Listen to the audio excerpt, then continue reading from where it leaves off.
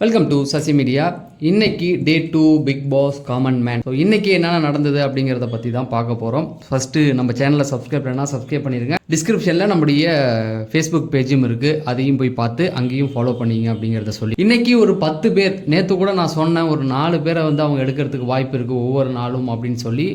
10 பேர் அப்படின்னா இந்த வாரத்திலேயே 50 பேருக்குமே அவங்க என்ட்ரி வச்சுருவாங்க.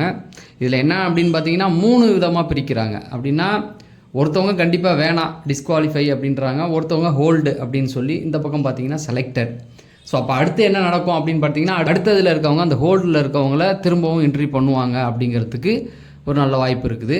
அதுக்கப்புறம் அடுத்து பார்த்தீங்கன்னா அதுக்கப்புறமா அந்த செலக்டடு ஹோல்டு இவங்களெல்லாம் வச்சு அடுத்த வாரத்தில் ஒரு சில விஷயங்கள் நடக்கிறதுக்கு வாய்ப்புகள் இருக்குது. இது மட்டும்தான் இன்றைக்கி அப்படி என்னென்ன போச்சு அப்படிங்கிறத பார்த்துடலாம். ஃபஸ்ட்டு எடுத்த உடனே பார்த்தீங்கன்னா ஷோபா அப்படின்னு சொல்லி ஒருத்தவங்க வந்தாங்க. அதாவது அந்த ப்ரொமோலலாம் பார்த்துருப்பீங்க, தலைகீழாக ஒருத்தவங்க நடந்திருப்பாங்கல்ல. ஓகே, அது பார்க்கும்போது சிலருக்கு வியர்டாக தோணலாம், என்னங்க வரும்போது எப்படியெல்லாம் குரங்கு மாதிரி அப்படின்னு சொல்லி. பட் இதெல்லாம் ஒரு சில இடங்களில் கவனிக்க வைக்கப்படும் அப்படிங்கிறது தான். அந்த டீம் வந்து கவனிப்பாங்க. ஓகே, இந்த கூச்சமே இல்லாமல் ஒரு சில விஷயங்கள்லாம் இவங்க பண்ணுறாங்க அப்படின்னு ஒரு எண்ணம் தோணும் இல்லையா. அந்த மாதிரியான ஒரு இதில் தான் அவங்க வந்தாங்க. அதுக்கப்புறமேட்டுக்கு அவங்கள்ட்ட எல்லாருமே பேசும்போது அந்த கதை சொல்கிற ஒரு விஷயம் சொன்னாங்க. இந்த கதை சொல்லும் பொழுது ஒவ்வொரு கார்டாக காமிச்சு நீ வந்து அந்த மாதிரியே பேசணும் அப்படின்னு சொல்லியிருந்தாங்க. இப்போ கதை சொல்லணும், ஆனால் சோகமாக சிரிப்பாக அதுக்கப்புறம் ரொம்ப விரக்தியில் இப்படியெல்லாம் சொல்லும்போது அந்த பொண்ணு எல்லாத்தையுமே டக்கு டக்கு டக்கு டக்குன்னு எடுத்தது, நல்லாவே இருந்தது. அந்த பொண்ணை வந்து செலக்ட் பண்ணிட்டாங்க. பட் அப்படி தான் எதிர்பார்ப்பாங்க.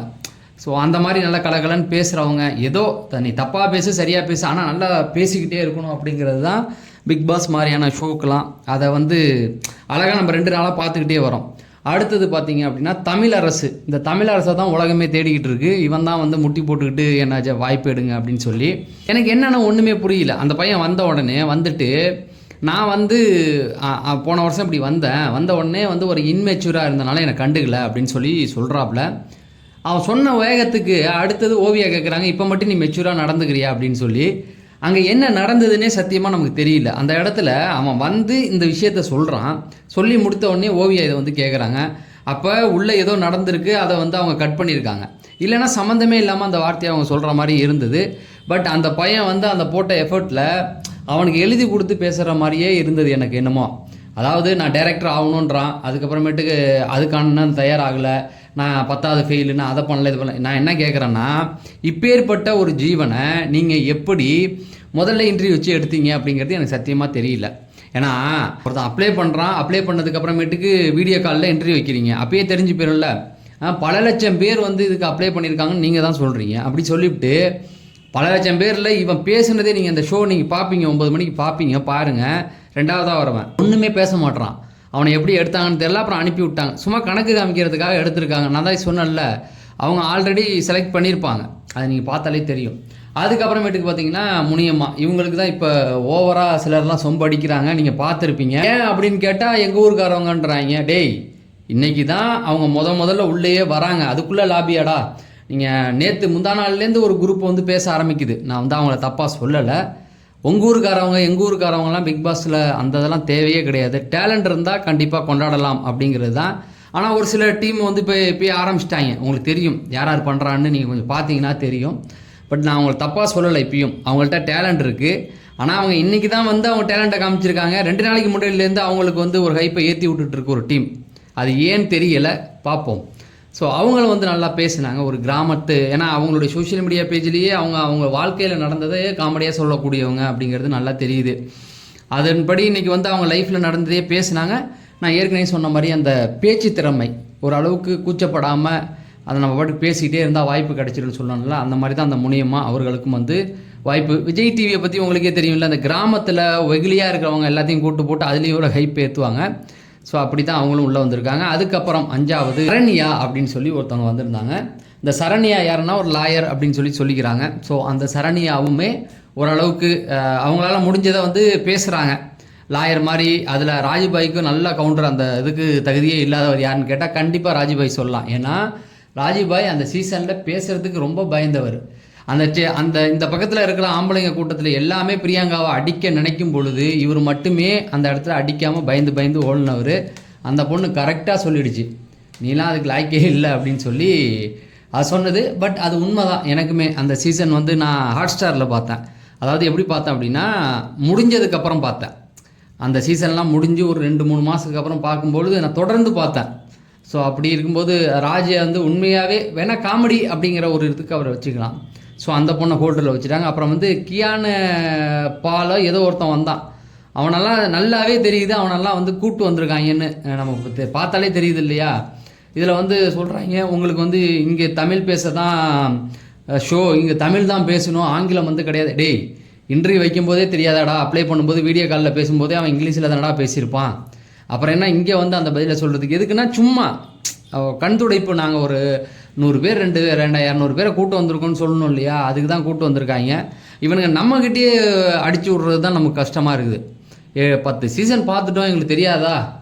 நீங்களே சொல்லுங்கள். ஒருத்தவனுக்கு வந்து இங்கிலீஷ் தெரியலன்னு சொல்லி நீ அனுப்புகிற, தமிழ் தெரியலன்னு சொல்லி அனுப்புகிற. அப்படி இருக்கும்போது அவன் அங்கே இன்டர்வியூ வைக்கும்போதே அவன் அந்த பதிலை சொல்லியிருக்கலாமே. நீ அங்கே மட்டும் அவன் தமிழ்லையா பேசியிருப்பான்? அதுதான் இந்த மாதிரிலாம் அடித்து விடுறது. ஏன்னா ஆட்கள் அவங்களே செலக்ட் பண்ணி வச்சுட்டாங்க அப்படிங்கிறது தான். அதுக்கப்புறமேட்டுக்கு சிவா சரவணன் ஒருத்தர் ஜிம் ட்ரெயினர். ஸோ அவருமே வந்து அதிலே தெரிஞ்சு போச்சு. அவர் உள்ளே வரும்போதே அவருடைய கெரியரை அதை பற்றி சொல்லும்போது, நான் சினிமாவுக்கு தேடிக்கிட்டு இருக்கேன், ஜிம் ட்ரெயினர்னு சொல்லும்போதே எனக்கு தெரிஞ்சு போச்சு இவரெல்லாம் கண்டிப்பாக அனுப்பிடுவாங்க அப்படிங்கிறது தான். ஸோ ஆரியுமே வந்து அவருக்கு ஏன் அப்படி பண்ணான்னு தெரியல. நானே உங்களுக்கு பக்கத்தில் வந்து பதில் சொல்கிறேன்ட்டு அந்த ரெட் கலரை எடுத்துகிட்டு போகும்போதே தெரிஞ்சிருச்சு நீ வர வேணாம் அப்படிங்கிறத சொல்கிறதுக்கு. பட் அவருமே வந்து ஒன்றும் பெருசாக பண்ணலை அப்படிங்கிறது தான். அடுத்தது டார்வின், நம்ம ஆள் ஓகே ஓரளவுக்கு வந்து அவனுமே வந்து அந்த கதை சொன்ன விதம், அந்த முடியை பற்றி யோசிக்காமல், இதெல்லாம் விஜயகாந்த் படத்தில் அடித்த ஜோக்கோட அந்த தலைமுடி எவ்வளோ இருக்கும் அப்படின்னு கேட்ட உடனே அவன் டக்குன்னு பதில் சொன்னது எல்லாமே ஸ்கிரிப்டடு தான் அப்படிங்கிறது நல்லாவே தெரியுது ஒரு விதத்தில். ஸோ அந்த டார்வின் பார்த்திங்கன்னா ஓரளவுக்கு கூச்சம் இல்லாமல் அந்த கதையை சொன்ன விதம், ஒரு பொருளாக எடுத்து, அதாவது என்னென்னா அவர்கிட்ட கதை கேட்பாங்க, அந்த கதையை அவர் சொல்லிக்கிட்டே வரணும். ஏதோ ஒரு கதை அவர் சொல்லிக்கிட்டே இருக்கணும். அப்போ ஒரு பாக்ஸ் ஒன்று இருக்கும், அந்த பாக்ஸுக்குள்ளே அந்த பொருளை எடுத்து அதில் என்ன பொருள் வருதோ அந்த பொருளை வச்சு அப்படியே ஆரம்பித்து போயிட்டே இருக்கணும் அப்படிங்கிறது தான். ஆனால் அந்த கதை அவர் முதல்ல தொடங்கினார்ல அதோட ரிலேட்டட் ஆகிட்டே வரணும். அப்படி இருக்கும்போது அவருக்கு கயிறு, கத்தி, வளைவி எல்லாம் வந்துச்சு. அவர் கேர்ள் ஃப்ரெண்டுக்கு கிஃப்ட் வாங்கி கொடுக்க போகிற அந்த கதையை அப்படியே தொடங்கி, அப்புறம் அவர் அந்த கயிறு ஒன்று வாங்கினது, அருவா ஒன்று எடுத்தது. ஸோ இதெல்லாமே வந்து அப்படியே யோசிக்காமல் டக்குன்னு அடித்து விட்டுருந்தாப்புல. ஸோ அவருமே வந்து செலக்டட் அப்படிங்கிறது தான். அதுக்கப்புறமேட்டுக்கு பார்த்திங்க அப்படின்னா டோனி அப்படின்னு சொல்லி ஒருத்தர், எனக்கு தெரிஞ்சு இன்றைக்கி வந்தவங்கள ரொம்ப பெஸ்ட்டு அப்படின்னு சொன்னால் அந்த டோனி ஜே அப்படின்னு சொல்லலாம். ஏன்னா அவர் ரேப் நல்லா பாடுறாரு. ஸோ அப்படியே சொன்ன வேகத்துக்கு அப்படியே டக்குன்னு பாடினாப்புல. பிக் பாஸ் சீசனுக்கு அப்படி ஒரு ஆள் கண்டிப்பாக தேவை. அந்த ஒரு ஆளை என்ன பண்ணிட்டாங்கன்னா ஹோல்டரில் வச்சுட்டாங்க. ராஜிபாய் கேட்குறாரு, காதல் தான் பிரதானம், காதலை பற்றி பாடுங்கன்னா டக்குன்னு பாடினார். நீ பிக் பாஸ் போகிறத பற்றி பாடு அப்படின்னா டக்குன்னு ரேப் பாடினாப்புல. ஸோ அந்த ஆள் ஹோல்டு, அவர் வந்து கண்டிப்பாக வரதுக்கு வாய்ப்பு இருக்குது அப்படிங்கிறது தான். அதுக்கப்புறமேட்டுக்கு பார்த்திங்க அப்படின்னா ஒரு லேடி ஒருத்தவங்க வந்திருந்தாங்கன்னு நினைக்கிறேன். ஸோ அவங்களும் வந்து சம்யுக்தா அப்படின்னு நினைக்கிறேன். சம்யுக்தா அவங்களும் வந்து ஹோட்டல் வச்சுருக்காங்க போல். அவங்களும் வந்து ஏதோ கதைலாம் சொல்லி அந்த பொண்ணு போரிங் தான், அந்த பொண்ணு போர் அடிச்சதை ஹோட்டலில் வைக்கிறோம் அப்படின்னு சொல்லி ஏதோ ஒன்று இது பண்ணி விட்டுட்டாங்க. அப்புறம் பார்த்தீங்கன்னா கடைசியாக ஒரு டிரான்ஸ்ஜெண்டர் ஒருத்தவங்க வந்தாங்க. ஸோ அவங்களும் வந்து ஹோல்டு தான். பட் அவங்க கம்பு சுற்ற தெரியும் அப்படின்னு சொல்லி கம்பு சுற்றுனது, அப்புறம் ராஜிபாய் போய் கம்பு சுற்றுனது, அந்த பொண்ணு ஏதோ ஓரளவுக்கு ட்ரை பண்ணாங்க. இவ்வளோ பேர் இருக்கும்போது நான் உள்ளே வந்தேன்னா என் கூட வந்து 2 டிரான்ஸ்ஜெண்டர்லாம் வந்தாங்க, அவங்களெல்லாம் அனுப்பி விட்டு என்னையெல்லாம் வச்சுருக்காங்க, ஏதோ ஒரு டேலண்ட் இருக்கிறனால தான் என்னை கூப்பிட்டு வந்திருக்காங்க அப்படிங்கிற மாதிரிலாம் சொல்லிகிட்டு இருந்தாங்க. பட் என்னென்னா அவங்களுக்கெல்லாம் ஒரு நாள் வச்சுட்டு ஒரு வாரம் வச்சுட்டு இந்த ஒரு வாரத்துக்கு அனுப்பி விடுறதுக்கு, அதுவும் இன்னும் வந்து ஹோல்டு தான்.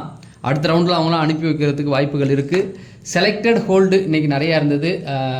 வெளில போனது எனக்கு தெரிஞ்சு ஒரு 2 பேர் 3 பேர் இருந்திருக்கு. ஸோ பாருங்கள், தொடர்ந்து நம்ம பிக் பாஸ் சார்ந்த அப்டேட்டுகளுக்கு நம்ம சேனலை சப்ஸ்கிரைப் பண்ணுங்கள். நம்ம அடுத்த வீடியோவில் சந்திப்போம். நன்றி, வணக்கம்.